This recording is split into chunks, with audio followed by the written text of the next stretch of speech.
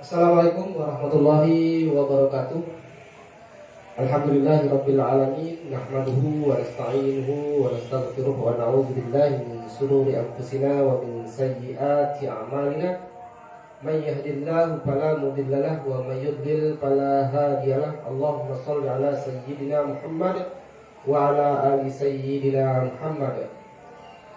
Baik hadirin yang dirahmati Allah Subhanahu wa taala, kembali lagi kita berjumpa di acara Tadarus Pikiran season 3 dengan tema Ketuhanan yang Maha Esa sebagai teologi kebebasan. Kalau pada season 1 dan 2 pada malam sebelumnya, yaitu kita coba mengangkat atau membedah bagaimana manusia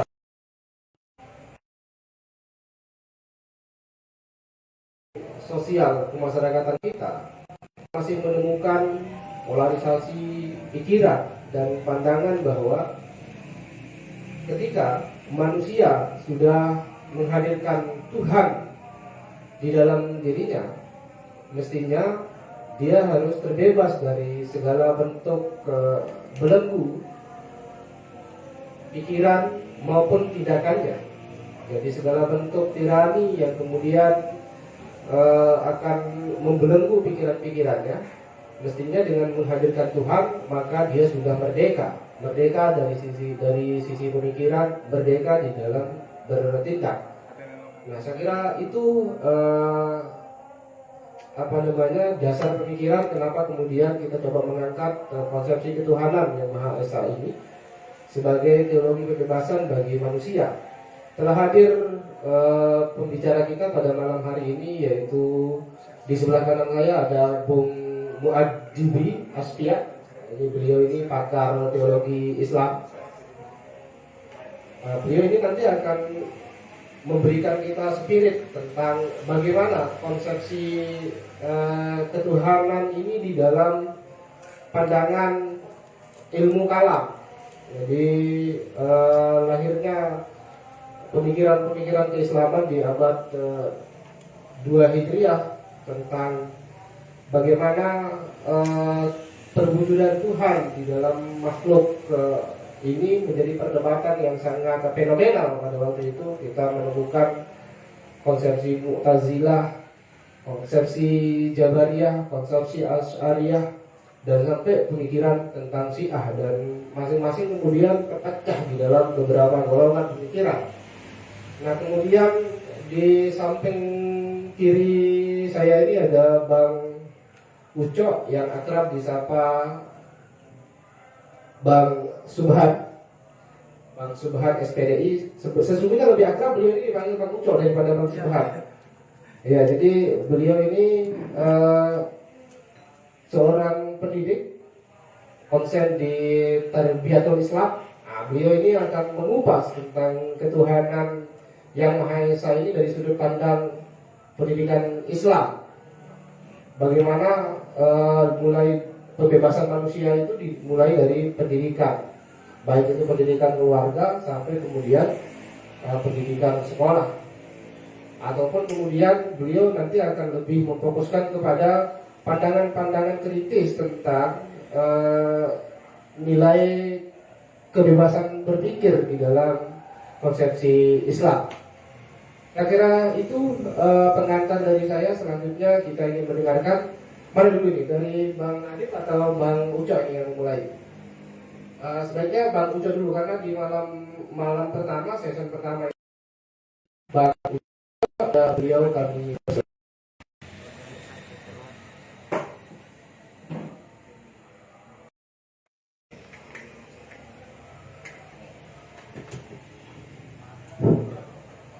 Bismillahirrahmanirrahim. Assalamualaikum warahmatullahi wabarakatuh.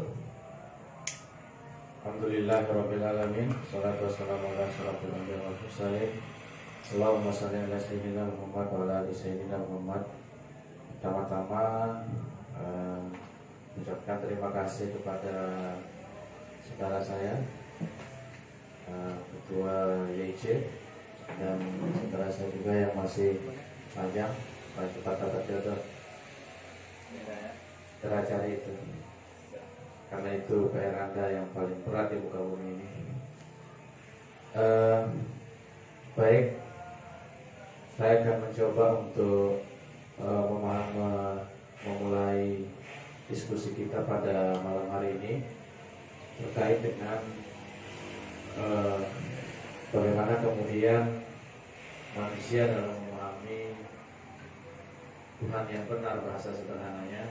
Karena dari sebelumnya kita sudah berbicara tentang dialog kebenaran, dan kebenaran yang sesungguhnya adalah bagaimana kemudian manusia memahami kebenaran itu sendiri, hakikat kebenaran itu sendiri, sehingga bisa kita maknai bahwa sesungguhnya karena manusia ini adalah memiliki sifat yang hanif. Kemarin sudah kita bahas tentang bagaimana kerangka diri manusia dari sifat-sifat dasarnya. Pada kesempatan ini kita kepada hal-hal yang sifatnya lebih yang berkaitan dengan dimensi-dimensi manusia dalam memahami kebenaran itu sendiri. Tidak hanya sebatas manusia memahami Tuhan dalam konteks tekstual, tetapi lebih kepada pemaknaan nilai itu sendiri. Sehingga pada dasarnya manusia itu kan memang ada yang dalam memahaminya secara intuitif, ada memahami kebenaran secara empiris, ada memahaminya secara filsafat dan lain sebagainya. Tapi yang jelas sesungguhnya kebenaran yang hakiki itu adalah ketauhidan itu sendiri. Karena pada dasarnya manusia itu harus terbebas dari segala sesuatu, dan dia harus mampu membebaskan dirinya dari segala sesuatu itu. Karena apapun itu adalah bentuk tirani, kecuali kebenaran itu sendiri. Jadi manusia dalam memahami kebenaran itu harus memiliki pemahaman-pemahaman yang tidak bertentangan dengan nilai-nilai kebenaran itu sendiri. Pada prinsipnya, maka ada hal yang paling mendasar. Yang pertama adalah manusia itu harus memahami realitas kehidupan itu sendiri. Jadi realitas kehidupan sesungguhnya bahwa karena konsep dasar manusia itu hanif, cenderung kepada nilai kebenaran, maka harus tetap bersumber kepada nilai-nilai kebenaran itu sendiri. Maka untuk memahami nilai-nilai kebenaran itu, dia harus terbebas dari di luar nilai itu. Nah, upaya untuk meningkatkan itu maka dalam konsep sederhananya dalam bahasa pandangan teologi itu disebut konsep tauhid itu. Jadi konsep tauhid itu sebenarnya adalah membebaskan manusia dari segala tirani. Karena manusia itu tidak boleh dia bebas nilai secara umum, tapi dia bebas dalam konteks dia tidak bertentangan dengan konsep-konsep kemanusiaannya. Karena tauhid itu tidak hanya, kalau Cak Nur nyebutnya kan, kalau tauhid itu kan tidak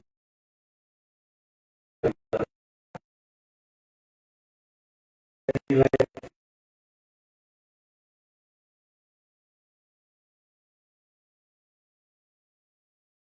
artian hablum minallah hablum minan, konsekuensi logis yang ini harus bersinergi dengan nilai yang sangat uji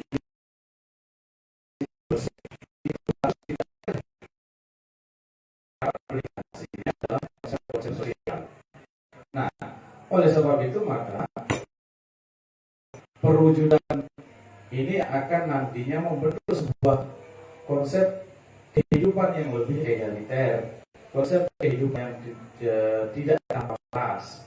Karena Islam ini kan hadir sebagai kebaikan kepada semua umat, tidak membedakan antara yang satu dengan yang lain, tetapi itu kembali kepada tingkat kedekatannya, tingkat ketakwaannya, tingkat keimanannya, dan dan itu sangat personal, dalam konteks itu, sehingga dalam konteks sosial semua orang itu sama, egaliter. Cuma dia mengaplikasikan posisi-posisi sosial itu harus menjalankan prinsip-prinsip kehalifahan yang lebih utuh. Saat jika dia menjadi apa saja,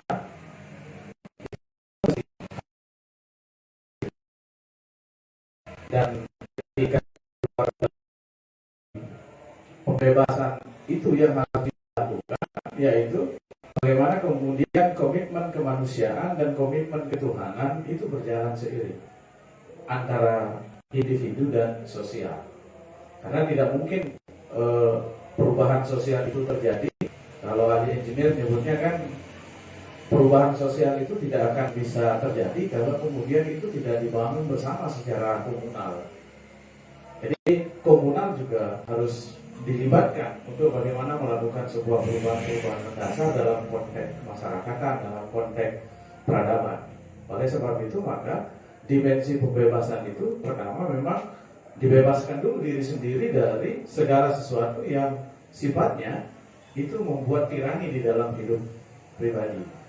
Begitu juga baru kemudian masuk kepada bagaimana kita melakukan pembebasan sosial. Nah, ini dilakukan untuk bagaimana kemudian pemaknaan nilai-nilai ketuhanan ini bisa dijalankan seiring dengan perilaku kehidupan manusia dan masyarakat. Kan bisa kita lihat kalau dalam bahasa sederhananya kehadiran Nabi itu kan wa ma arsalnaka illa rahmatan lil alamin.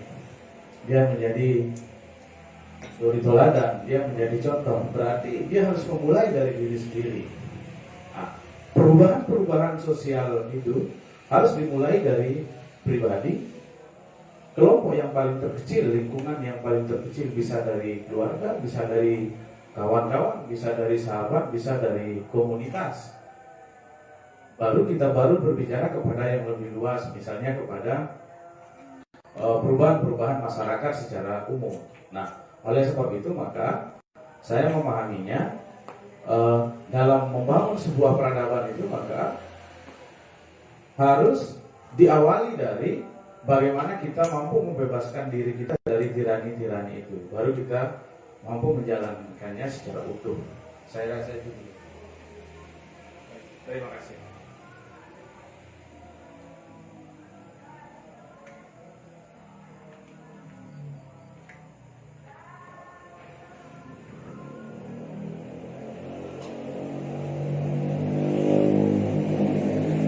Ya baik, tadi kita sudah dengarkan pandangan dari abang kita ini, Bang Ucok, bahwa ketika orang sudah mengaku dirinya bertauhid, maka sesungguhnya dia sudah membebaskan dirinya dari segala bentuk tirani.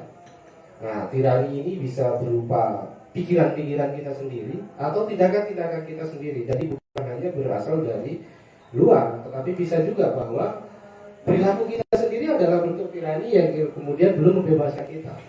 Nah, ini saya kira akan semakin menukik diskusi kita ini, ditambah lagi dengan pandangan-pandangan teologi Islam yang akan disampaikan oleh Bang Adib. Ya, silakan Bang Adib.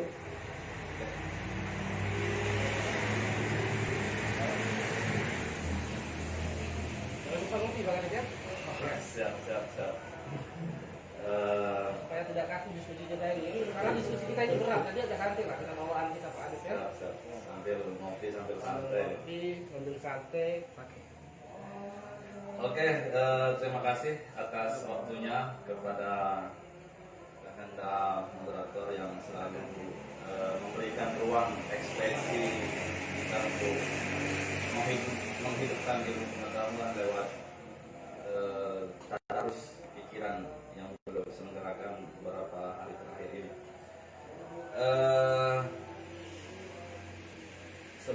Assalamualaikum warahmatullahi wabarakatuh. Waalaikumsalam warahmatullahi wabarakatuh. Alhamdulillah rabbil alamin. Wassalatu wassalamu ala asrofil anbiya'i wal mursalin sayyidina Maulana Muhammad wa ala alihi wa sahbihi ajma'in. Tadi sedikit dan kita sudah diberikan pengantar oleh pemateri kita. Yang pertama mungkin saya sedikit kalau jadi pemateri kedua itu nggak perlu bayarkan karena sudah disampaikan oleh materi pertama. Nah, pada kesempatan kali ini saya ingin memberikan sedikit pengantar terkait dengan masalah teologi pembebasan. Sebelum kita bicara tentang teologi pembebasan, mungkin kita bertanya-tanya, ini istilah yang sering kita ucapkan di kalangan kaum muslimin, ya kan? Kita sering menyebutkan istilahnya teologi, gitu kan? Nah, teologi itu apa sih sebenarnya? Sedangkan dalam tradisi Islam itu, apakah mengenal istilah itu? Kan itu yang perlu kita pahami bersama. Sebenarnya istilah teologi ini sebenarnya lebih identik ya dengan kajian-kajian Kristen berkaitan dengan gereja, walaupun setiap agama itu memiliki doktrin tentang teologi itu sendiri. Makanya ketika kita bicara tentang teologi Islam, kita tidak mengenal istilah teologi itu, kita mengenal istilahnya itu banyak hal. Misalkan kalau dalam kajian keislaman itu kita kenal dengan istilah ilmu usuluddin, kita kenal istilah ilmu akidah, kita kenal istilah ilmu kalam, ya kan?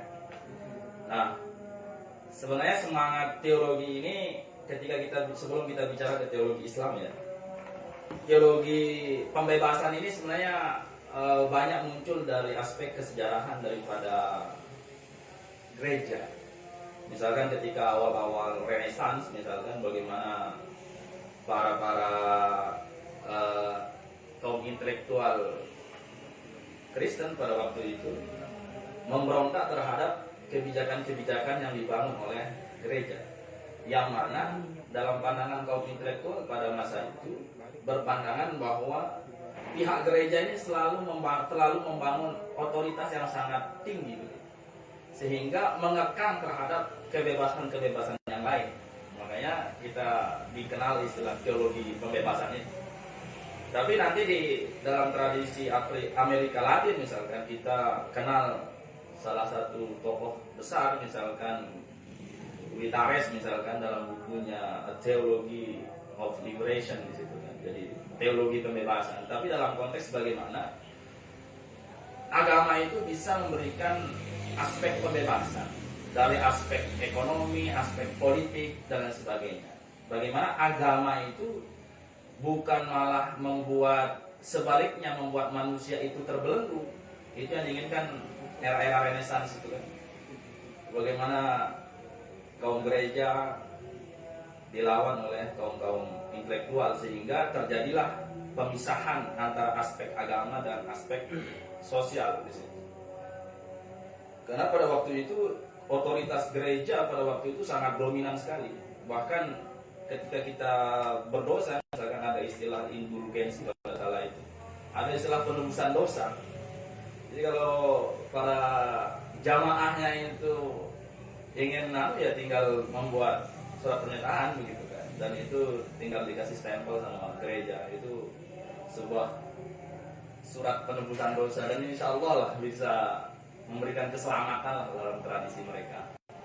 Nah, sehingga spirit daripada teologi pembebasan dalam tradisi perkembangan kesejarahan Eropa itu bahwa bagaimana agama itu bisa memberikan keadilan, bagaimana agama itu memberikan kebebasan. Jangan sampai atas nama agama, atas nama doktrin agama, kita malah dikekang begitu.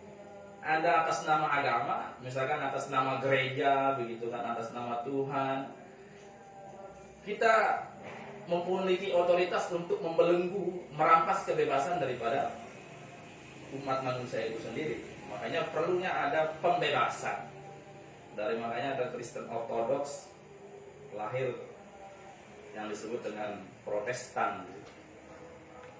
Nah, saya kira itu. Nanti jangan sampai nanti ketika kita berpikir teologi pembebasan misalkan, ketika bicara tentang liberal misalkan, teologi apa nih? Teologi liberal dengan teologi pembebasan, setelah liberal dan liberation itu hal yang berbeda.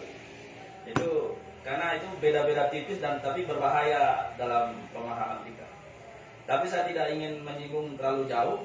Nah, saya ingin menyinggung sekarang dalam aspek teologi Islam. Dalam teologi Islam, terma tentang teologi itu diistilahkan ada beberapa, kurang lebih ada 3. Yang pertama misalkan istilah teologi itu dalam tradisi Islam dikenal dengan ilmu usuluddin. Ilmu usuluddin itu adalah ilmu yang membahas tentang tentang akidah atau sebuah kepercayaan, keyakinan. Makanya disebut dengan usuluddin. Makanya di kampus-kampus UIN itu ada fakultas tentang fakultas usuluddin. Jadi fakultas yang membahas tentang dasar-dasar daripada agama, bicara tentang kepercayaan dan sebagainya. Nah, yang kedua disebut dengan ilmu tauhid. Ya kan? Pertama tadi diistilahkan dalam teologi Islam itu adalah ilmu usuluddin, yang kedua ilmu tauhid. Yang mana ilmu tauhid ini menegaskan bahwa Islam itu menganut monoteisme, menganut kepercayaan satu Tuhan yang kita kenal dengan Tuhan yang Maha Esa. Jadi monoteisme itu disebut dengan ilmu tauhid. Nah, yang familiar misalkan yang di pesantren misalkan sering diajarkan kita ilmu kalam, ya kan? Ilmu kalam, ketika kita mendengar istilah ilmu kalam itu mungkin kita dengar itu mesti di benak kita itu ada Mu'tazilah, ya kan? Ada Syiah, ada Khawarij, terus sampai Asy'ariyah misalkan, ya kan? Yang habis itu Maturidiyah. Terus perdebatan-perdebatan itu masuk dalam kategori pembahasan ilmu kalam. Ilmu kalam itu kan artinya kata-kata. Tetapi kalau kalamnya itu bersumber dari Allah itu disebut dengan kalamullah. Nah, dalam pembahasan tentang kalamullah itu banyak manusia, para ulama terdahulu itu berdebat atau berselisih tentang kalamullah itu. Misalkan kalau kita dengar tradisi dalam perdebatan kaum intelektual tradisi Islam klasik itu, Islam itu kita berdebat apakah Al-Quran itu qadim atau makhluk. Perdebatan soal-soal begitu, ya. Nah, perdebatan manusia terhadap kalamullah itu disebut dengan ilmu kalam. Jadi pandangan manusia, pandangan para ulama tentang kalamullah itu yang disebut dengan ilmu kalam. Jadi makanya perbedaan pendapat Al-Quran itu qadim, apakah makhluk, itu perdebatan panjang, bahkan bisa mengancam individu yang berbeda pada waktu itu. Bahkan sering terjadi peristiwa berdarah gara-gara perbedaan pemahaman tentang ilmu kalam ini. Jadi saya kira itu. Nah, makanya ketika abad-abad 9 sampai 10 Masehi itu kalau kita cross check ke sejarah itu banyak menimbulkan konflik-konflik berdarah pada waktu itu. Jadi itu pengangkat terkait dengan masalah tentang teologi, ya kan? Nah, kalau kita bicara tentang Mu'tazilah, Syiah, Khawarij, Asy'ariyah, Maturidiyah dan sebagainya, Qadariyah dan sebagainya itu perdebatan ilmu kalam. Jadi makanya dialektika aja, beda pendapat orang Khawarij dibantah lagi oleh orang Mu'tazilah, orang Mu'tazilah dibantah lagi orang-orang Asy'ariyah misalkan. Itu perdebatan. Makanya bisa disebut dengan dialektika dalam tradisi Islam. Nah, itu tentang teologi Islam. Sekarang saya masuk tentang pembahasan tentang masalah apa itu teologi pembebasan. Okay. Supaya saya tidak tergiring, ini pembahasan ilmu kalam atau pembahasan tentang tema kita itu teologi pembebasan. Nah, ada salah satu, saya ingin mengutip pandangan salah satu tokoh Muslim kontemporer yang kita sebut dengan namanya itu adalah Farid Essaq. Jadi Farid Essaq ini adalah salah satu pemikir Muslim dari Afrika. Jadi bagaimana dia memperjuangkan keadilan, memperjuangkan hak-haknya terhadap pemerintahan kaum apartheid pada waktu itu. Bahkan perbedaan kulit saja itu menciptakan kelas-kelas sosial. Nah, itulah muncullah semangat pembebasan berdasarkan konsep teologi atau monoteisme. Apa kata Farid Essaq tentang masalah apa itu teologi pembebasan? Bagi Essaq mengatakan bahwa pembebasan berdasarkan agama serta struktur ide sosial yang berdasarkan ketundukan kritis dan pembebasan seluruh masyarakat dari semua ketidakadilan dan eksploitasi ras, gender dan kelas-kelas agama itu harus dibebaskan dalam diri setiap individu manusia itu. Sehingga dalam perjalanan Farid Essaq itu bagaimana dia membangun kekuatan dengan basis doktrin agama, basis teologi untuk membumi hanuskan ketidakadilan. Makanya soal-soal ras itu antara kulit putih, soal golongan kelas ekonomi itu sangat berpengaruh, dan itu bagi Essaq itu ada yang masalah dalam doktrin kita. Ya kan? Makanya kalau dia orang alim misalnya, atau kalau dia itu punya milik orang ahli agama terus dia kaya, terus ada ahli agama terus gak kaya, itu sudah ada perbedaan-perbedaan kelas. Nah, itulah yang salah satu yang harus dulu dibebaskan dalam pandangan Essaq. Nah,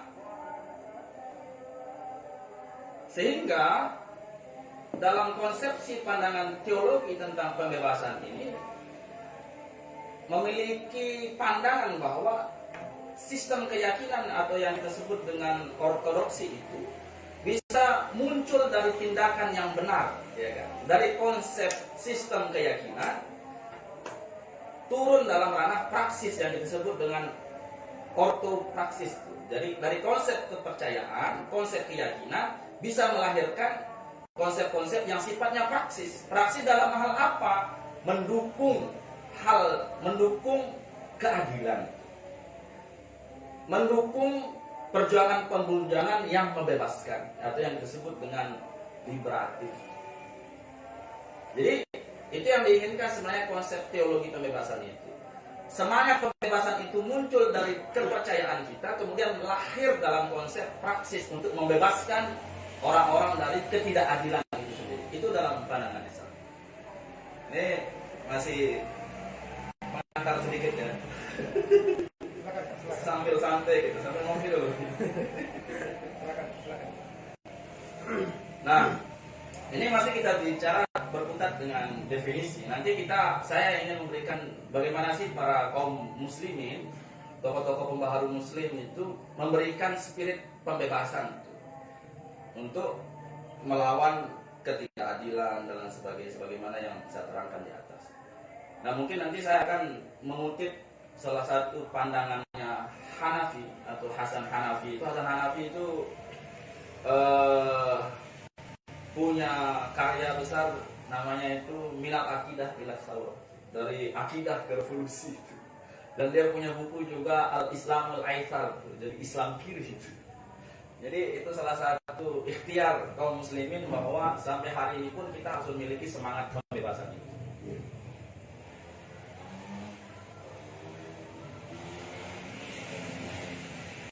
Oke.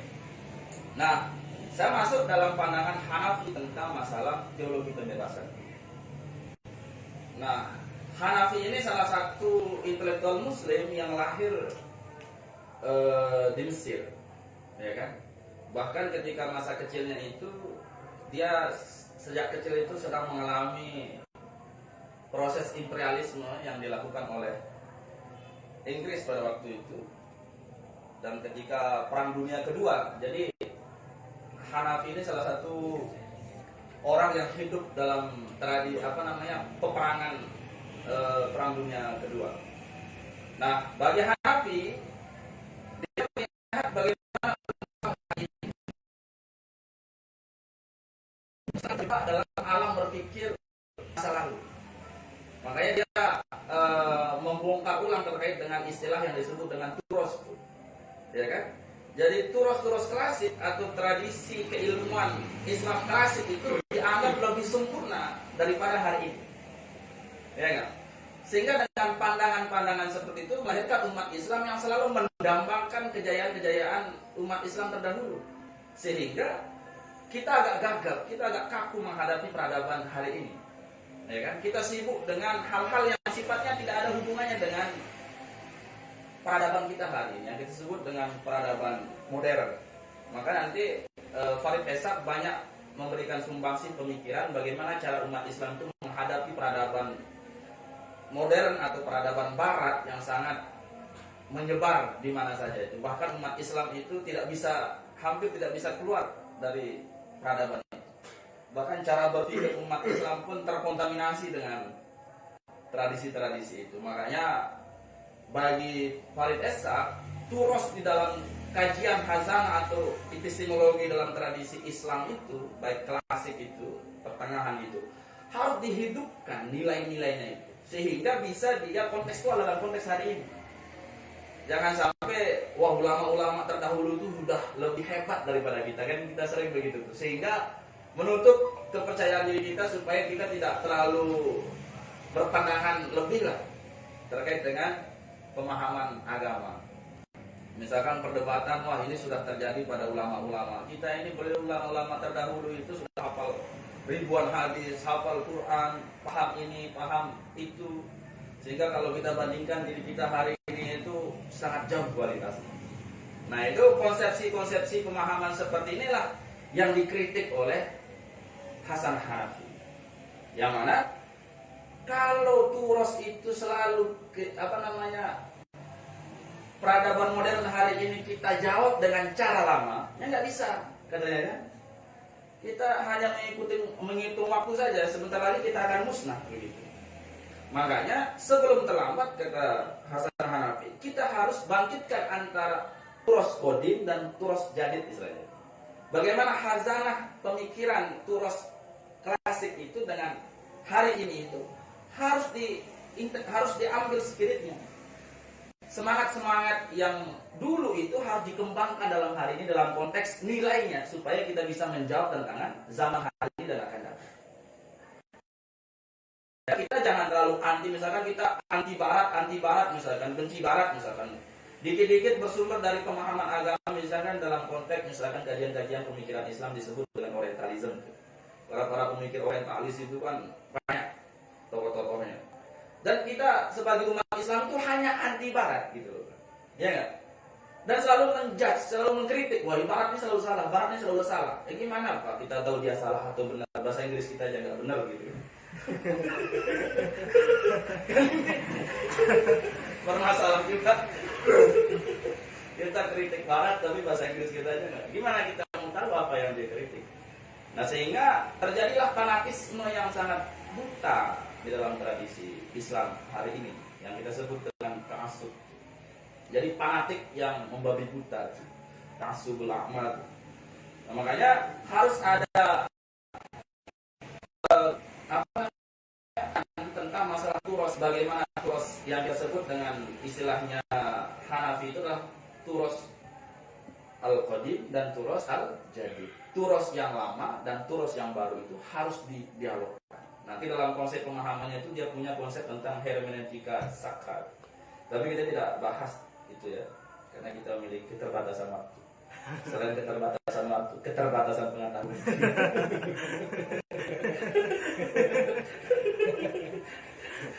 Ngopi dulu. Ya, mungkin kita cukupkan dulu Pak. Oke. Pandangan tentang ilmu teologi pembebasan ini sendiri. Nah, jadi menarik apa yang dikatakan oleh Pak Adib tadi itu adalah bagaimana kita mensinkronkan tradisi pemikiran zaman dahulu dengan kondisi pada hari ini. Nah, jadi jangan kita hanya berbangga dengan kejayaan Islam masa lalu, bahwa kita sudah peradaban kita dulu sangat luar biasa, misalnya banyak pemikir-pemikir Islam yang menjadi rujukan barat pada hari ini. Apa barat pada hari ini? Tetapi kenyataannya kondisi umat Islam sangat jauh tertinggal dibandingkan dengan Barat pada hari ini. Penguasaan terhadap teknologi, pengetahuan dan lain sebagainya justru dikuasai oleh Barat. Nah, kita ketika kemudian kita hanya sibuk menggaungkan untuk keberagamaan kita sendiri, kita lalai bahwa orang lain sudah berada di puncak pengetahuan. Ya, jadi saya ingin lebih memperdalam lagi tentang konsepsi keislaman, pandangan Islam sendiri tentang bagaimana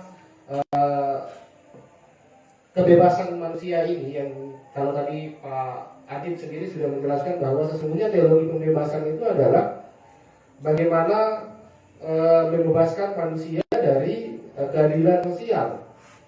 Jadi orang sudah tidak lagi terbelenggu dengan pikiran-pikiran tentang ras, suku, bangsa.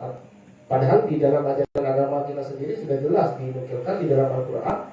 Misalnya di surat Al-Hujurat ya, ayat 13 kalau tidak salah, ya ayyuhan nasu inna khalaqnakum min zakarin wa unsa wa ja'alnakum syu'uban wa qabaila lita'arafu inna akramakum indallahi atqakum.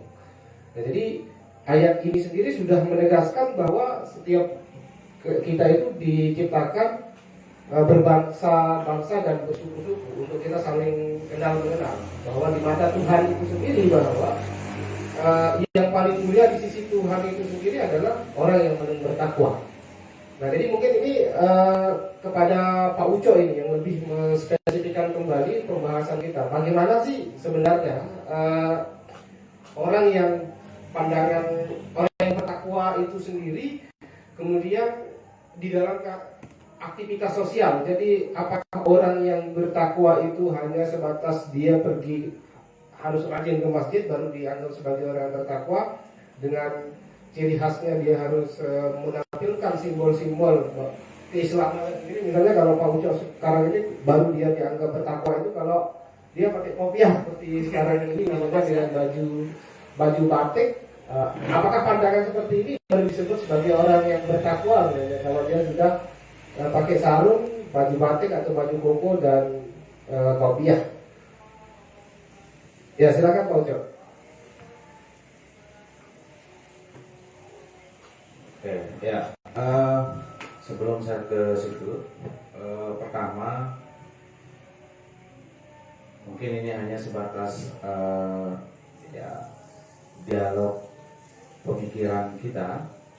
Kalau tadi sudah banyak dikupas tentang bagaimana Islam kiri, konsep Hasan Hanafi dan yang lainnya,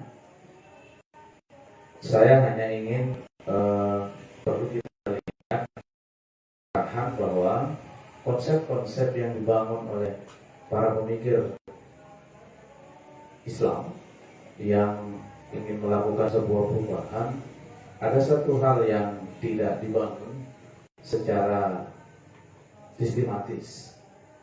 Bagaimana kalau kita lihat di sejarah, bagaimana kemudian misalnya di Iran misalnya, itu sangat kuat Syiahnya karena dia memang kuat secara politik. Kenapa kemudian konsep Hanafi, konsep Islam kiri, teologi pembebasan Asy'ari Asghar Engineer ini masih bersifat tidak terlalu utuh dipahami oleh yang lain? Itu disebabkan karena tidak memiliki kekuatan pulse politik. Ini yang menyebabkan kenapa kemudian pikiran-pikiran maju ini agak tersendat. Ini dari sisi sejarah. Betul itu dibangun, tetapi kemudian ini akan hanya sebatas konsepsi yang tidak mampu menjadi sebuah gerakan yang masif. Tidak seperti yang dilakukan oleh Ali Syariati yang terus membangun komunikasi di perjalanan sejarahnya dengan orang-orang Syiah bersama Ali Rafsanjani misalnya. Sehingga Syiah di Iran ini kan sangat masif kekuatannya secara teologis dan secara membangun peradaban. Tidak utuh. Nah, pemikiran-pemikiran seperti ini betul, tetapi harus ditunjang dan ditopang oleh kekuatan-kekuatan politik dan ekonomi. Nah, oleh sebab itu maka kelemahan mendasar yang dibangun oleh para pemikir-pemikir Islam yang kontemporer itu saya melihatnya tidak memiliki basis kekuatan politik yang tertata dan baik. Sehingga pikiran-pikiran ini akhirnya menjadi sebuah gagasan-gagasan yang tidak utuh, mampu dikejawantahkan oleh siapapun, apalagi kalangan bawah dan seterusnya. Ini penting agar nantinya konsep-konsep yang dibangun ini tidak mentah pada tataran-tataran teoritis misalnya, tetapi harus mampu di backup oleh kekuatan politik, di backup oleh kekuatan ekonomi, dan di backup oleh kekuatan yang lain, sehingga gerakan-gerakan pemikiran ini mampu menjadi sebuah pandangan yang utuh dalam membangun sebuah perubahan. Saya rasa itu yang perlu dibangun, dan ini yang tidak dibangun oleh para pemikir kita pada saat itu, dan sampai saat ini juga banyak yang tidak menjalin komunikasi dengan kekuatan-kekuatan itu, karena bagaimanapun juga bagusnya konsep yang dibangun tanpa adanya interaksi secara utuh dengan kekuatan-kekuatan penguasa, ekonomi dan segala macam, ini juga menjadi penghambat. Tapi yang jelas itu adalah sebuah ikhtiar, itu adalah sebuah upaya untuk melakukan sebuah pembebasan terhadap kondisi manusia untuk mengarah kepada manusia yang lebih baik dan lebih maju. Nah, karena Islam itu tidak hanya kita berbicara tentang hal yang sifatnya sangat transenden, tetapi dia harus holistik. Tidak hanya berbicara tentang bagaimana ibadah, ritualitas dan lain sebagainya, tetapi ini harus dibangun berdasarkan kekuatan-kekuatan yang tadi. Sehingga ketauhidan ini tidak bisa kita bangun secara parsial dengan tidak harus kita berdiri dengan kekuatan yang sifatnya MC secara keilmuan tanpa dibangun oleh kekuatan ekonomi juga. Ini kelemahannya. Sehingga kenapa kemudian pemikiran-pemikiran itu tidak berkesinambungan sampai kepada masyarakat secara umum, apalagi hari ini kalau kita tidak menguasai elemen-elemen yang sangat vital, misalnya media misalnya, bagaimana kita membangun pemikiran-pemikiran kita kalau kita media tidak mampu kita bangun, tidak mampu kita kuasai, maka ini akan menjadi masalah baru. Nah, maka saya melihatnya bahwa kenapa kemudian konsep yang dibangun oleh Rasulullah ketika dia hijrah dari Mekah dan Madinah itu adalah bentuk kapitalisasi kekuasaan, sehingga semua elemen-elemen yang ada di dalam piranti kehidupan manusia itu mampu dikapitalisasi, baik itu ekonomi, cara berpandangan politiknya, cara bersosialnya, cara berinteraksi antara yang beda agama, yang beda pikiran dan lain sebagainya, sehingga mampu dibangun secara lebih tertata dan lebih cepat. Nah, oleh sebab itu saya melihatnya bagaimana kita melakukan pembebasan, maka semua elemen-elemen yang ada itu harus kita kuasai dengan segala apa yang kita miliki secara kolektif. Nah, oleh sebab itu kalau saya melihatnya untuk melakukan sebuah perubahan mendasar itu kita harus kolektif, tidak bisa secara pribadi-pribadi. Ini saya hanya melihatnya dari sisi praksis. Kalau tadi saudara saya nilainya seperti itu, ya. Tetapi nilai ini akan menjadi sebuah Pandora saja kalau kemudian ini tidak dikejawantahkan dalam ruang-ruang itu, karena ruang-ruang ini sangat penting, termasuk ruang publik. Di situ ada politik, sosial, budaya. Siapa yang akan membackup ini semua? Kita tidak mungkin pada hari ini akan melakukan sebuah perubahan, melakukan pencerdasan dan pencerahan misalnya, kalau kemudian ruang-ruang ini tidak kita amankan. Salah satu contoh misalnya bagaimana kita akan membangun konsep pemikiran yang baru misalnya terhadap daerah kita misalnya, dengan pikiran-pikiran ini kalau kita tidak menguasai elemen-elemen yang ada, saya yakin agak susah. Nah, Saya melihatnya itu. Oleh sebab itu maka konsep yang harus kita bangun adalah bagaimana kemudian kebebasan ini betul-betul dirasakan oleh siapa saja, maka semua elemen-elemen yang ada ini harus kita kuasai secara kolektif. Tentunya yang memiliki pikiran dan prinsip yang sama dengan tujuan yang sama. Nah, oleh sebab itu maka hal yang harus kita lakukan, bagaimana cara kita sekarang memaknai nilai tauhid itu tidak hanya ada di ruang ibadah, tetapi dia ada di ruang publik. Nah, tauhid di ruang publik ini kan banyak. Ekonomi yang berkeadilan, politik yang lebih baik, politik yang lebih bagus, politik yang lebih tidak berpihak kepada individu, tidak berpihak kepada kelas-kelas tertentu. Kan ini adalah bentuk tauhid yang saya pahami bahwa itu adalah bentuk penjelajahan nilai-nilai tauhid dalam ruang-ruang publik.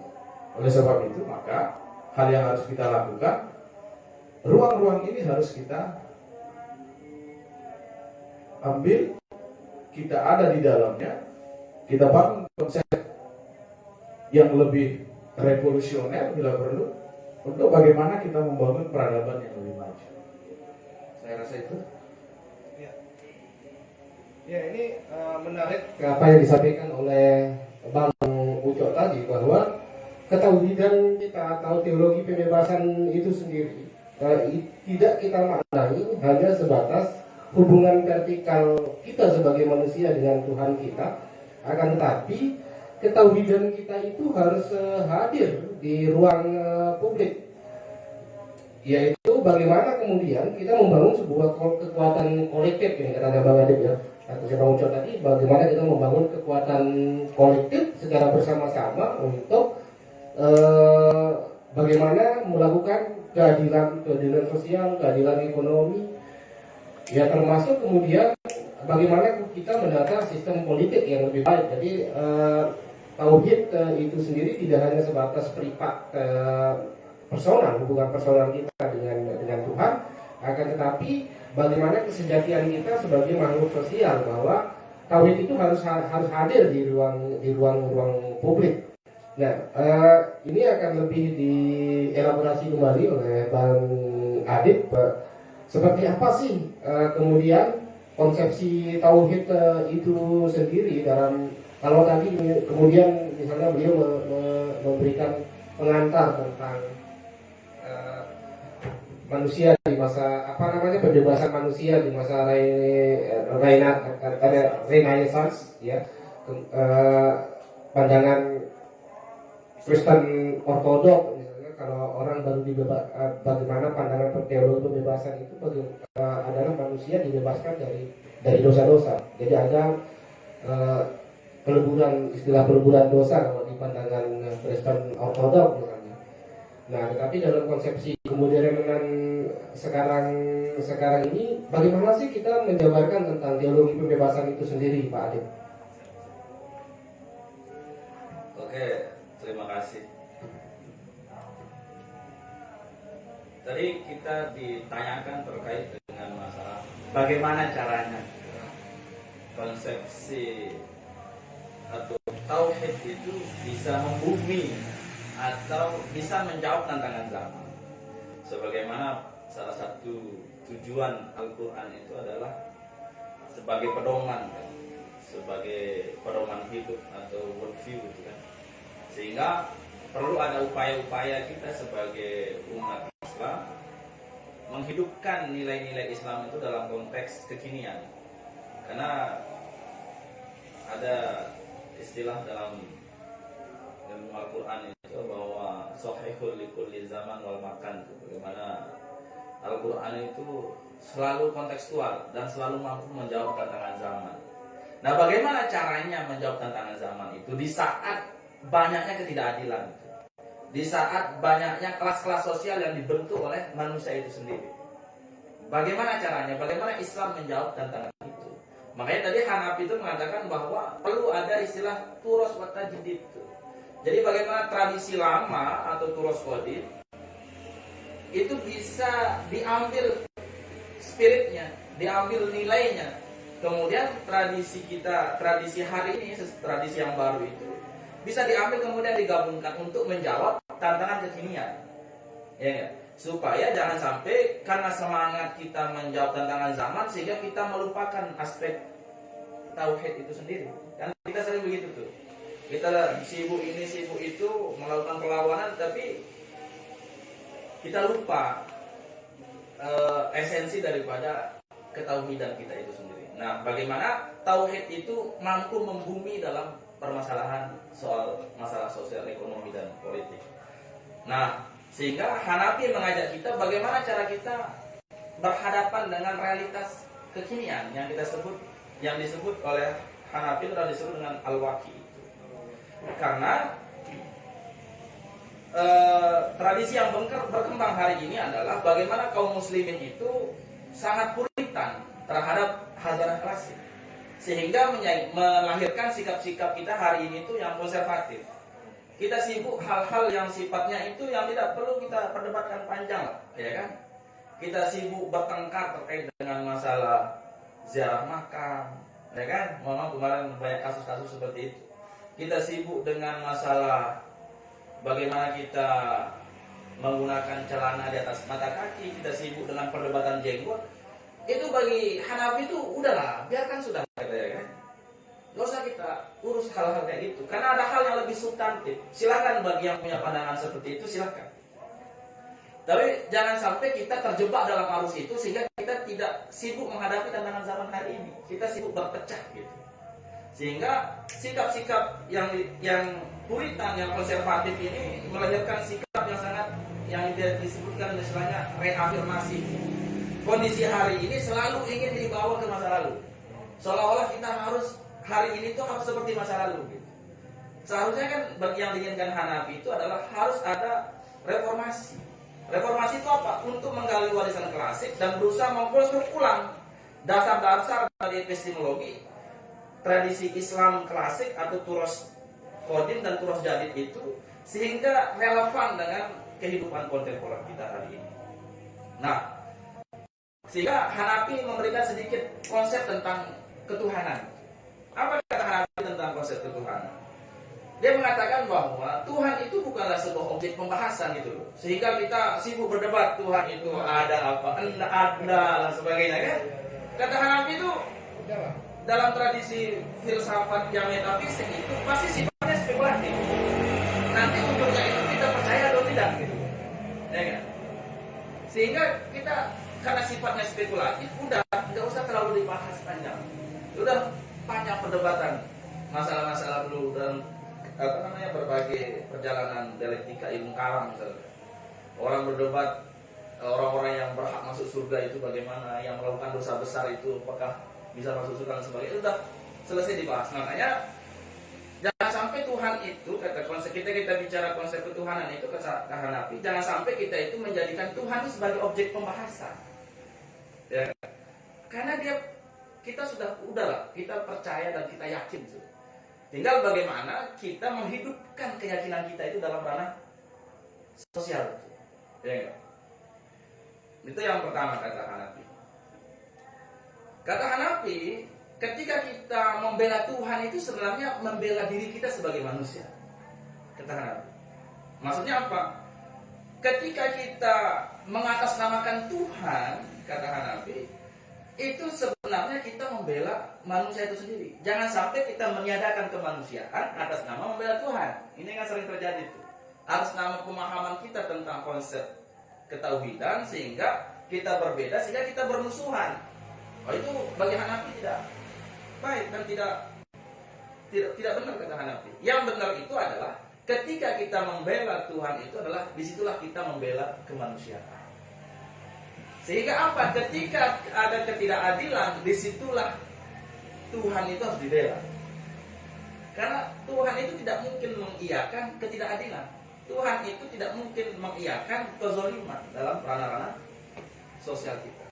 Sehingga dikatakan Hanafi, membela Tuhan itu adalah sama halnya membela diri kita sebagai manusia. Sehingga yang disimpulkan oleh Hanafi, konsep berteologi kita hari ini atau ilmu usuluddin atau ilmu kalam adalah strategi kita untuk memahami kepekaan kepada komitmen sosial untuk kebebasan. Jadi jangan sampai kita, kalau kita jadikan Tuhan sebagai objek ini kan kita diskusi siang malam, nggak selesai-selesai, akhirnya subuh kita pun lewat, ya nggak? Ketika ada ketidakadilan di pagi hari kita masih tidur, karena konsep Tuhannya dalam dijadikan objek pembahasan. Nah bagi Hanafi sudah lupakan cara-cara seperti itu. Kata Hanafi cukup orang itu bertauhid, ya kan? Sehingga dengan konsep ketauhidannya itu bisa menimbulkan kepekaan terhadap sosial untuk melakukan sebuah pembebasan. Nah ini sama halnya dikonsepkan oleh Cak Nur itu dengan konsep tentang konsep tauhidnya itu. Bagaimana diistilahkan dalam konsep syahadat. Asyhadu an la ilaha illallah wa asyhadu anna Muhammadar Rasulullah. Tidak ada Tuhan kecuali Tuhan.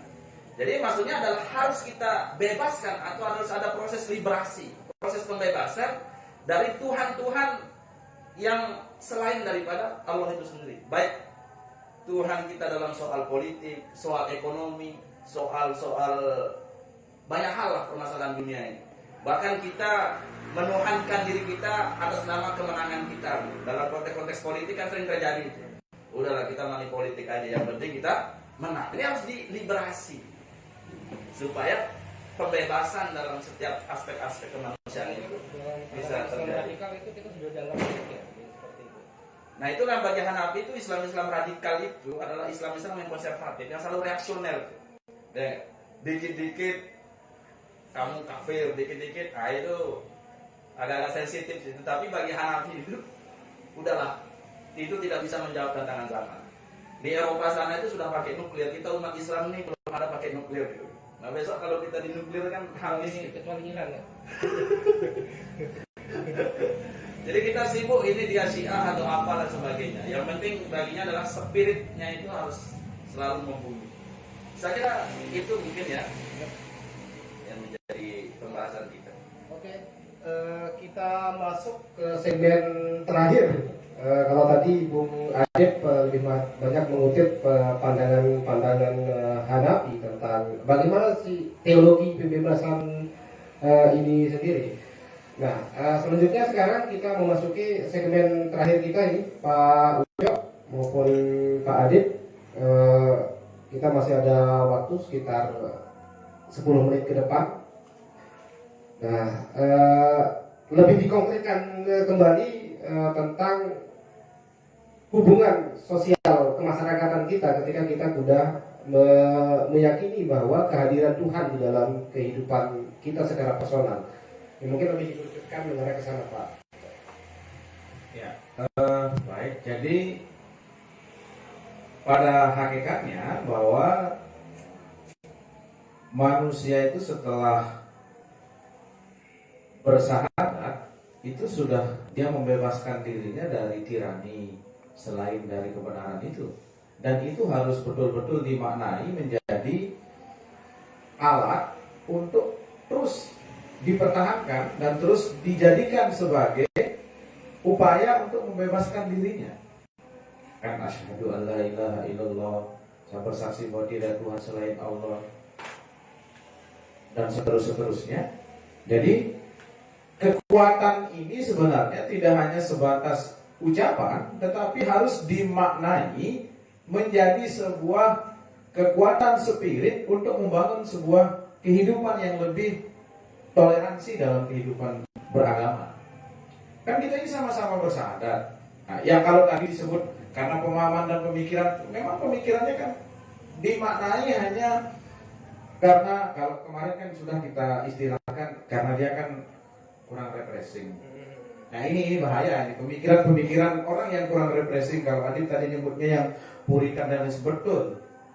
Karena memang ruang-ruang dialog kebenaran ini, ruang-ruang dialektika ini kan tidak pernah dibuka.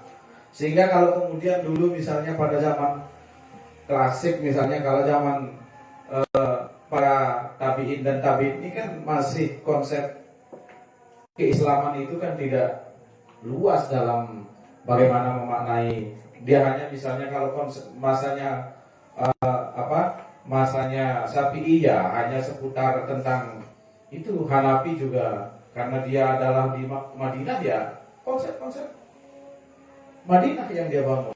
Nah, pada hari ini maka yang harus kita lakukan adalah ketika kita sama-sama memiliki tauhid yang sama, kebertuhanan yang sama, cara memahami Tuhan yang sama, Tuhan yang sama yang kita pahami, maka harus di situ nilai-nilai cara kita dalam beraktivitas itu harus didialogkan ketika ada hal-hal yang sifatnya sangat sensitif, misalnya dalam konteks ibadah. Dan itu tidak perlu diperdebatkan. Yang menjadi persoalan adalah karena kita memang tidak pernah mencoba untuk saling memahami.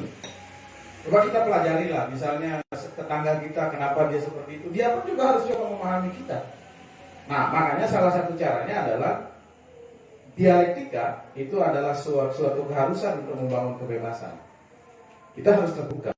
Makanya elemen-elemen yang ada ke depan, kalau saya melihatnya, kenapa tidak misalnya nanti ke depannya kita bangun mulai dari sini, semua ormas yang ada di Lombok Timur ini kita coba untuk bangun dialektika, sehingga tidak ada hal yang sangat hal sepele yang kita persoalkan, tidak yang substantif. Kalau Adib tadi bilang, coba kita bangun bagaimana sekarang kita rubah, kita bebaskan orang-orang yang maksiat misalnya, kita bebaskan orang-orang yang tidak pernah ibadah misalnya. Kok kita bebaskan orang-orang yang mau sholat gitu loh.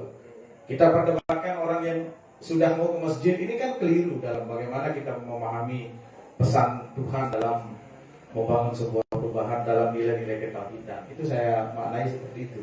Maka kesimpulannya adalah ruang dialektika mari kita terus buka, sehingga kita tidak berprasangka buruk terhadap pikiran-pikiran dan cara-cara orang dalam bertuhan. Saya rasa itu. Terima kasih. Iya, berarti yang kesimpulan terakhir dari apa yang disampaikan oleh Bang Uco tadi adalah bagaimana dialektika harus dibangun di dalam keberagamaan kita. Jadi ketika kita berbicara keberagamaan, jadi itu bahwa di dalam pandangan kita beragama Islam itu sendiri bahwa ada banyak warna di dalamnya, sehingga keberagamaan warna-warna ini harus dipadukan di dalam satu konsepsi pemahaman bahwa kita ini sudah sama-sama memandang bahwa Tuhan itu adalah sumber energi kita bersama. Bahwa Tuhan yang Maha Esa itu adalah menjadi spirit energi kita di dalam kehidupan personal maupun di dalam kehidupan sosial. Ya, saya kira itu pandangan dari Bang Uco tadi. Pak Adib, selanjutnya kita minta pandangan, karena kita sudah memasuki segmen terakhir ya. Jadi closing statement saja Pak Adib. Oke, sebagai closing saya, kembali apa yang dikatakan oleh Hanafi tadi, bahwa umat Islam kita semua hari ini mari kita fokus terhadap hal-hal yang membuat manusia itu terbelenggu dalam aspek ekonomi, sosial, dan politik. Ketika ada sistem politik, sistem ekonomi yang membuat manusia itu terbelenggu dan merasa tidak terbebaskan, disitulah nilai ketauhidan itu harus diterjemahkan dan harus mampu menjawab tantangan zaman itu. Sehingga Hanafi mengatakan bahwa salah satu tantangan umat Islam hari ini adalah terkait dengan masalah kapitalisme. Jadi kapitalisme hari ini itu adalah salah satu sistem ekonomi yang sangat membelenggu umat manusia, sehingga membentuk kelas-kelas sosial antara kelas kaya dan kelas miskin. Kalau mengambil istilahnya Marx itu adalah kelas borjuis dan proletar. Kalau dalam istilahnya Ali Sariati itu ada istilah kaum mustakbirin dan kaum mustadafin itu. Jangan sampai kaum mustakbirin ini, pemilik modal ini, mengeksploitasi kemanusiaan kaum mustadaf ini. Sehingga disitulah peran kita sebagai umat Islam. Jangan sampai kita berdebat dengan hal-hal yang membuat kita itu pecah belah. Jangan sampai perdebatan kita itu tidak ada hubungannya dengan tatanan zaman hari ini.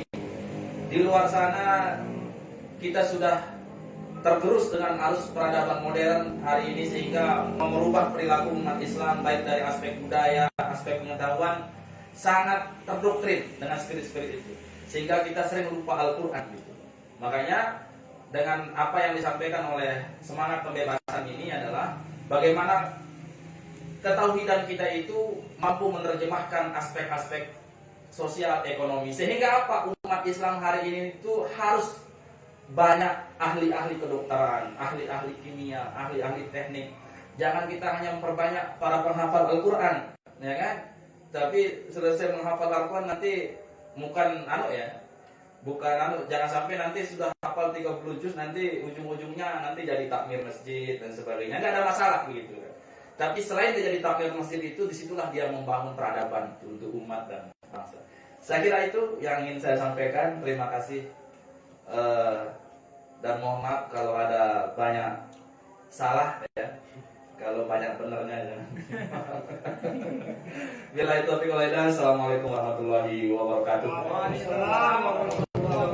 Ya, baik, terima kasih banyak kami ucapkan kepada Bang Adit dan Bang Uco yang telah hadir mengisi ruang tadarus pikiran kita pada malam hari ini.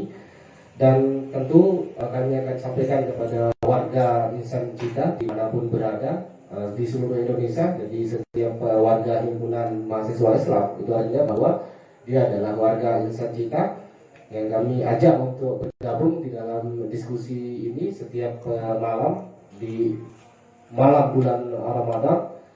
Jadi kita di samping kita membaca tadarus Al-Quran, kita juga melakukan tadarus pikiran. Jadi kita mencoba mengkontekstualisasi pemikiran-pemikiran keislaman dengan melihat realitas pada hari ini.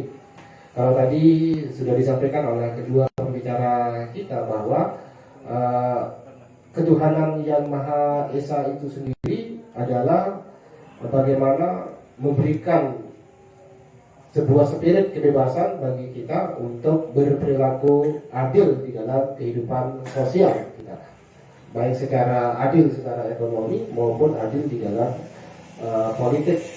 Saya kira itu diskusi kita pada malam hari ini. Kami harapkan untuk malam-malam berikutnya rekan-rekan lebih banyak yang hadir mengikuti acara ini baik secara offline maupun secara online. Terima kasih. Billahi taufiq wal hidayah. Wassalamualaikum warahmatullahi wabarakatuh. Waalaikumsalam. Di malam pertama itulah mic-nya yang jelek. Tahap demi tahap, Bang. Sudah di stop ini. Siapa yang telepon dari itu kan?